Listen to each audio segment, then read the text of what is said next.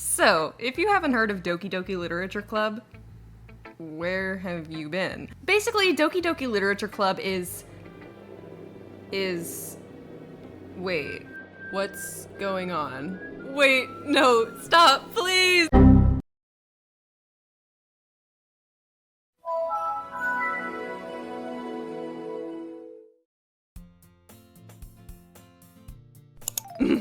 That's better.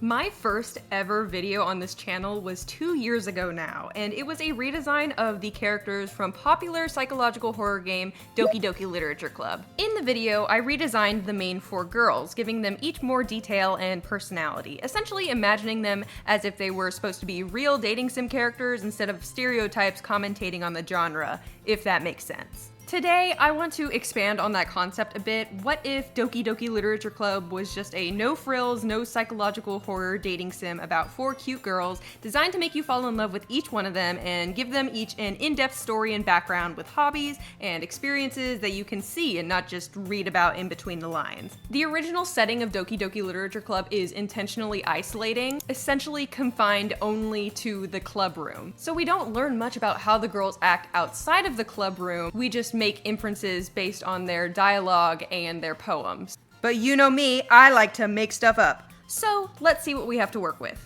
First is Sayori, the MC's main character, that's you, childhood best friend and next door neighbor. She's airheaded, clumsy, but kind and outgoing, always trying to make everyone feel welcome. Next is Natsuki, the tsundere who is abrasive and snappy with the MC, but eventually learns to open up to them, but it's not like she likes you or anything.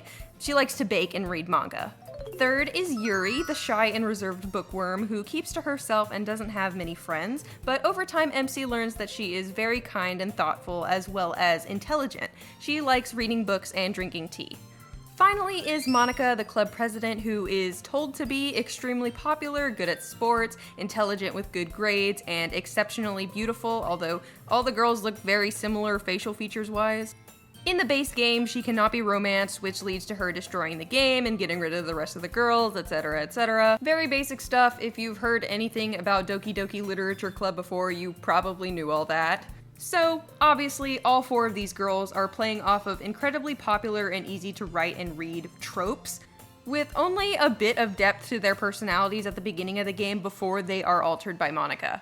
So our task today is to imagine them as non-tropey, more fleshed out characters with arcs that can fully blossom rather than being interrupted or manipulated. But before we get started on the redesigns, today's video is sponsored by my fave, my love, Milanote. Milanote is a tool for organizing any sort of project. In my case, that's my creative projects. Milanote is built like a digital bulletin board, allowing you to add pictures, notes, to-do lists, charts, and so much more on a streamlined, easy to work with space that can be customized as much or as little as you like. I have probably over a dozen Milanote boards, and I use Milanote to plan out almost every single character design you see on my channel, as well as ones you don't see. Milanote holds my daily to-do lists, my video ideas, my layout for my apartment's living room. Milanote has truly become like a second brain for me. I like to add pictures of characters, outfits, or gifts that I want to take inspiration from for whichever character design that I'm working on, and having a consolidated group of pictures for inspiration rather than having to swim through the entire internet looking for inspiration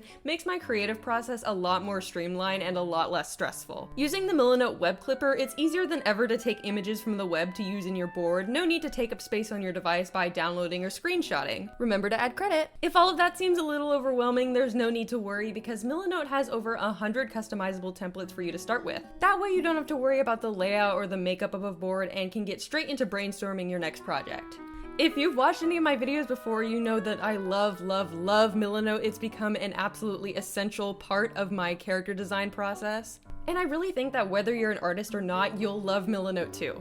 The best part is that Milanote is 100% free with no time limit, and you can access your boards from all of your devices. I use Milanote on my phone to review my boards and add in images to be sorted through later, and I use Milanote on my iPad to quickly switch back and forth between my mood boards and my canvas. If you'd like to check out Milanote, which as always I highly recommend that you do, you can use the link on screen or click the link in the description. Thanks so much to Milanote for sponsoring this video and continuing to support the channel. I love you guys, mwah! And now let's take a look at Sayori.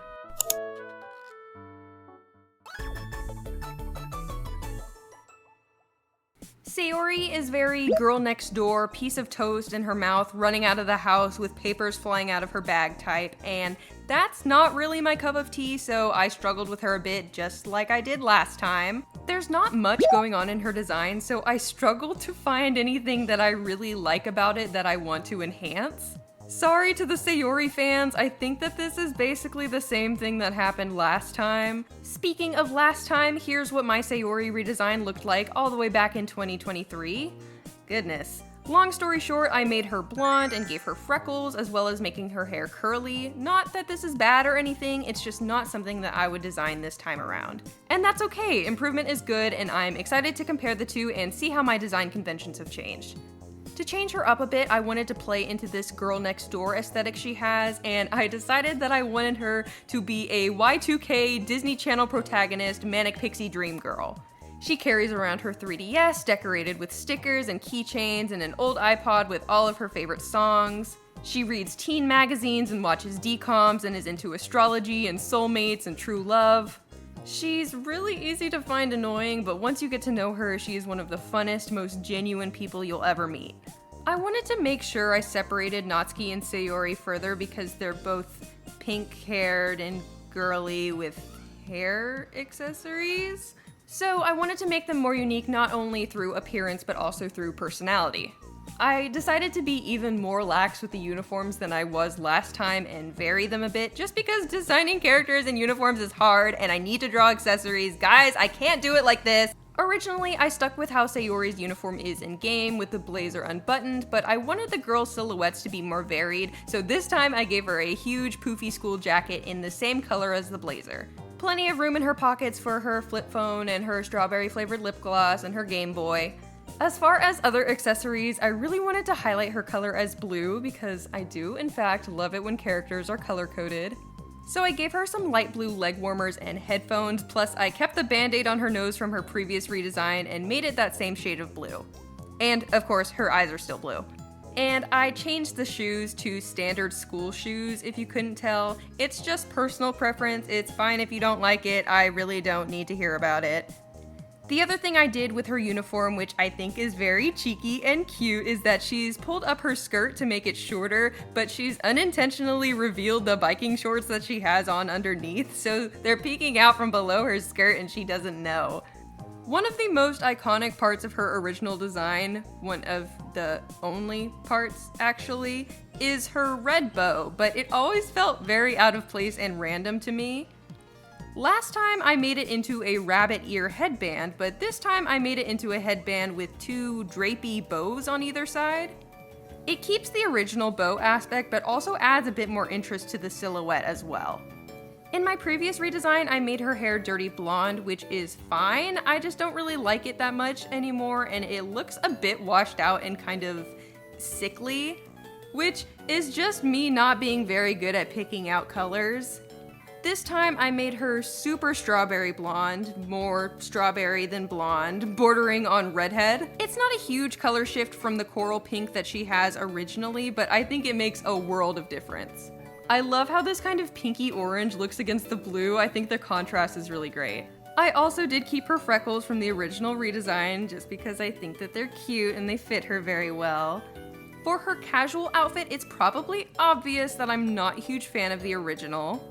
But I'm also not a huge fan of the one I gave her in my previous redesign. They're both so sauceless.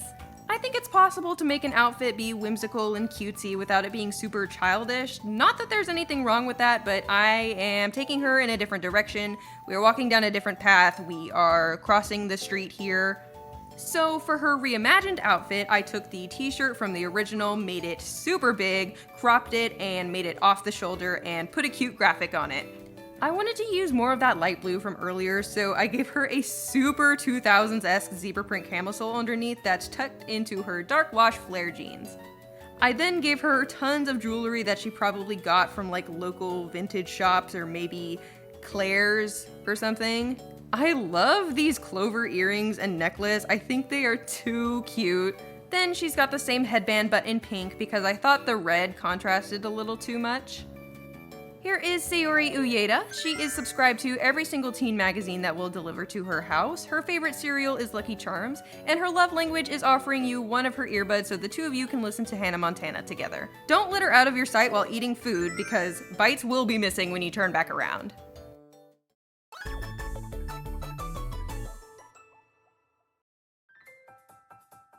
Natsuki was actually the first one that I finished because I made some sketches in my sketchbook before I started on this video, and I was playing around with their hairstyles and their faces before I did this one of Natsuki. Yes, that is her. My original redesign of Natsuki might be my least favorite out of the four of them. Not necessarily because of the design itself, I think it might have just been my art style. But this really doesn't look like Natsuki, and that's okay sometimes. It's okay for redesigns to be complete design overhauls, but that wasn't what I was going for here, so now is my time for redemption. For Natsuki's uniform, I decided to give her a short sleeve shirt with just the vest, no blazer. I wanted her to look scrawny and have the smallest silhouette, plus I find it the cutest and most young looking. She's also got no stockings, just long socks, and some cute band-aids scattered about. I don't know what those could be from.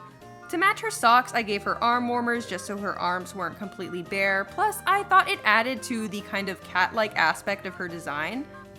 As you can see from the original redesign, I changed her pigtails into buns for her casual outfit, and I decided I liked them more, so they're carrying over to her main outfit this time. I made them heart-shaped and put her ribbons back on, and I think that it not only makes for a more interesting silhouette, but is cuter, in my opinion. I made her hair more spiky rather than the wavy texture I'd given her last time, and it flips up at the ends to also look kind of cat-like.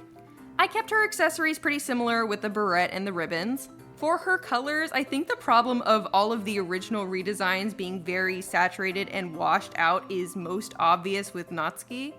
In an effort to make them realistic, I made her hair this very dim pink that I don't really like anymore, as well as making her roots blonde. I still like the idea of the roots showing, but I went about it differently this time. I added blonde bits to the inside of her buns and the underside of her bangs and hair as a cartoony allusion to undyed roots, while also breaking up some of the pink. Plus, I made her eyes yellow because I've said it before and I'll say it again, I think it's boring when characters have the same shade of the same color for their hair and eyes. Plus, I think the yellow is also very cat-like, plus it makes her color palette very different from Sayori's by being very warm, while Sayori's is very cool, even though this light pink is prevalent in both of their designs. For her casual outfit, I felt very similarly to how I did about Sayori's original and redesign outfits, just not a huge fan anymore. I still wanted to keep the cutesy, girly aspect of her original design because I think it's an important part of who she is as a character. I think I was getting kind of close with the redesign outfit, but it's very much giving 2020 alt-scene TikTok kid in my opinion. Nothing wrong with that, just not what I was going for. For her new outfit, I wanted it to look like it was made from stuff she'd got secondhand or hand-me-downs, so she's got a huge shirt that she tied to make more cropped and cute, as well as some pink arm warmers that match her skirt. She's got lots of clips and barrettes, as well as the same heart earrings that she wears with her uniform. The oversized shirt also highlights the fact that she is smaller than the other girls, and is also just a cute and simple thing that she could have done herself. I really love how Natsuki ended up turning out this time. I think that even though a lot of the aspects of her original design were changed, I still think she reads as sassy, standoffish, and cutesy. Here is Natsuki Kusamoto. She has piles of Sanrio plushies hidden under her bed and in her closet, and has decimated the baking aisle of her local Dollar General. She likes manga, but only reads it under her blankets at night because she's embarrassed. Don't say anything to even remotely offend her because she will look at you like you just hit her dog with your car.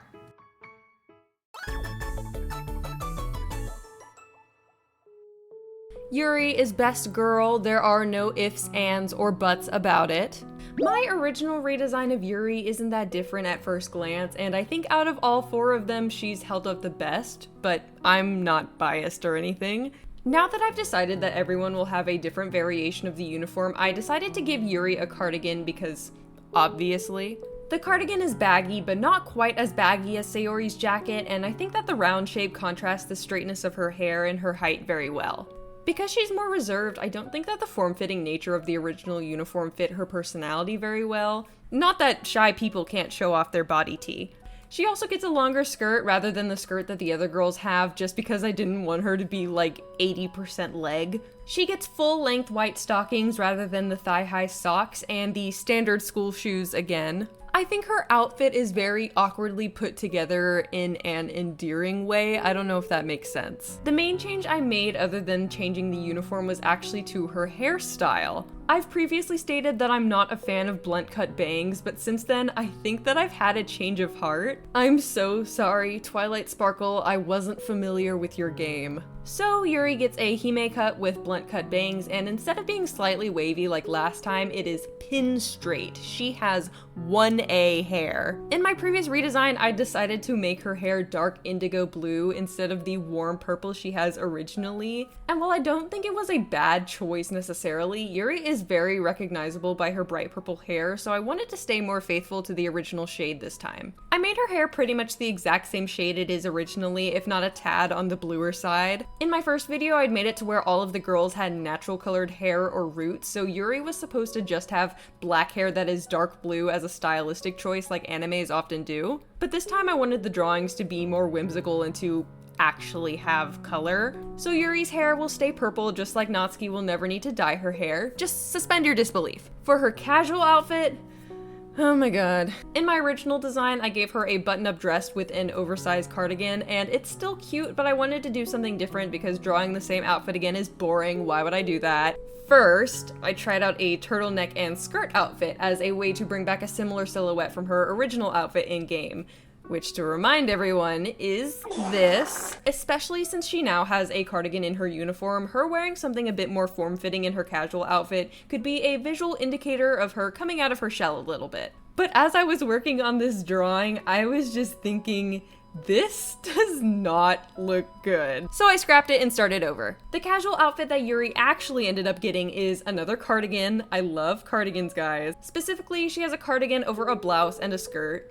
So extremely similar to my first redesign. If it ain't broke, don't fix it. It wasn't only the outfit I wasn't vibing with originally, I just couldn't get her face to look right. I think it was because I had drawn her front facing, so I trapped her in the 3/4 pose purgatory and also hid her hands, because I'm nothing if not lazy.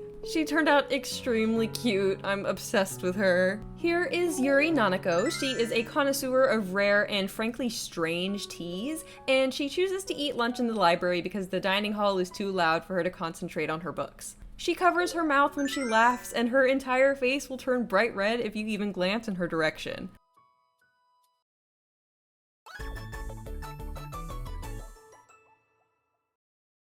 I love Monika, I love Monika, I love Monika. My original Monika redesign is hardly a redesign. That's the same person. I just gave her a new outfit and called it a day.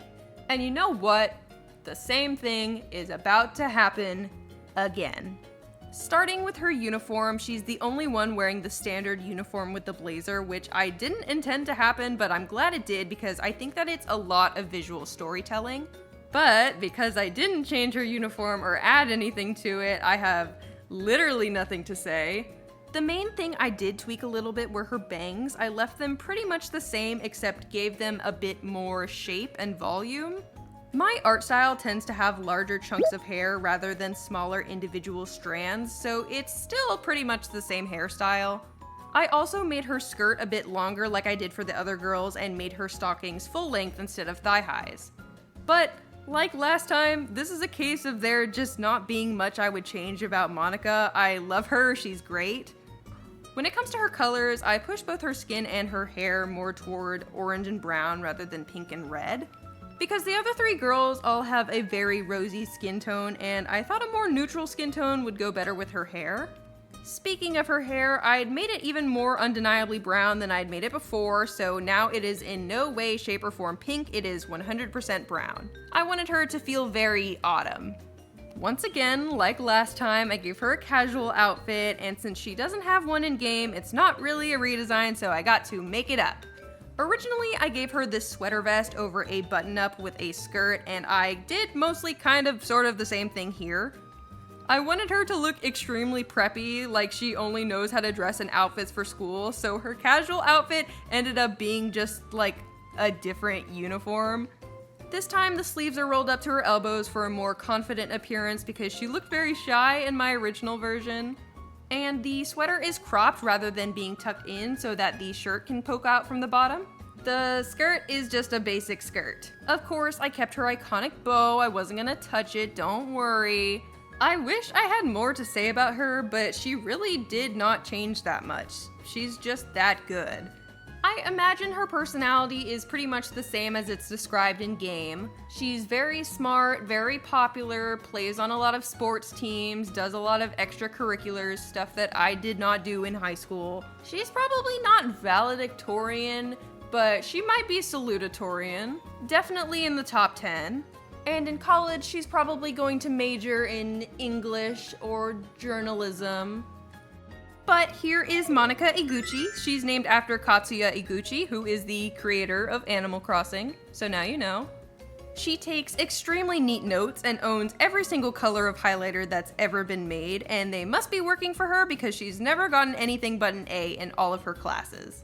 She is extremely socially awkward, but that's just because she's very pretty and very talented, so people are intimidated by her. So she's thankful for the literature club where she doesn't feel pressured to be perfect.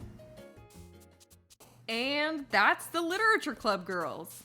Again, I can't believe it's been 2 years since I started uploading videos and now this is my job and there are 110,000 of you. I debated really long on what to do for my 100K video, so long that 10,000 more of you showed up. Hi everybody. I think that redoing my first ever designs on this channel is not only tangible proof of my improvement, but also a love letter, get it? Cause it's a Doki Doki Literature Club video, to the game that kickstarted this whole thing in the first place. Let me know what you think of the new designs, and of course, let me know what you would like to see me do next. Make sure to check out my shop if you want cute stickers and keychains, please!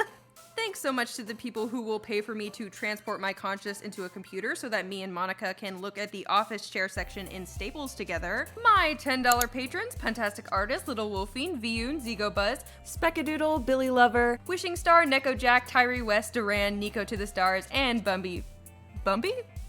Bumby Bumblebee? Is that what that says? I wanted to say Bumbly Bumblebee, but that 100% says Bumby. Hi, Bumby! As well as all of my other patrons, all of my subscribers, everybody who watches this video, everybody who likes and comments. Keychains in my shop are buy 2 get 1 half off, or 3 for $30. And orders over $35 get free shipping, but don't tell anybody that I told you. I have been Lucky Inkiio, and I am really tired. I'm really tired. I think I'm gonna go eat something. I'll see you very soon!